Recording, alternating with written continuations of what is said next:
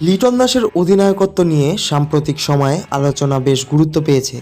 West Indies white wash করার সিরিজে অধিনায়কত্ব তার উপস্থিত ও বুদ্ধিমত্তার পরিচয় মিলেছে।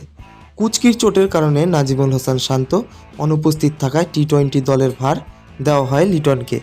প্রথমবার পুরো সিরিজের নেতৃত্ব পেয়ে তিনি বোলিং পরিবর্তন, ফিল্ডিং সাজানো এবং বোলারদের কৌশলগত পরামর্শে নজর কেড়েছে। যদিও ব্যাট হাতে রান কম এসেছে, কিন্তু মাঠের নেতৃত্বে লিটন লেটার মার্কস পেয়েছেন। এই সিরিজে নেতৃত্বের অভিজ্ঞতা সম্পর্কে লিটন জানান, বিসিবি চাইলে তিনি ভবিষ্যতে দায়িত্ব পালন করতে প্রস্তুত, তবে তার নেতৃত্ব স্থায়ী হবে কিনা তা নিয়ে বিসিবি এখনও কোনো সিদ্ধান্ত জানায়নি। ব্যাট হাতে সাম্প্রতিক ছন্দহীনতা থেকে বের হওয়ার জন্য লিটন কাজ করছেন জাতীয় দলের সহকারী কোচ মোহাম্মদ সালাউদ্দিনের সঙ্গে।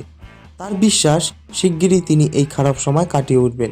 নতুন প্রধান কোচ ফিল সিমন্সের কাজের প্রশংসা করে লিটন বলেন, সিমন্স খেলোয়াড়দের সঙ্গে বন্ধুত্বপূর্ণ আচরণ করেন এবং তাদের মতামতকে গুরুত্ব দেন। সালাউদ্দিনের উপস্থিতিতে ড্রেসিং রুমের বাড়তি সুবিধা এনে দিয়েছে বলে মনে করেন লিটন। তার মতে, সালাউদ্দিনের দীর্ঘদিনের অভিজ্ঞতা ও খেলোয়াড়দের বোঝার ক্ষমতা দলকে মানসিক চাপ থেকে বের হতে সাহায্য করে। ভবিষ্যতে লিটনের ব্যাট ও নেতৃত্ব দুটোই উন্নতি দেখা যাবে বলে আশাবাদী ভক্তরা।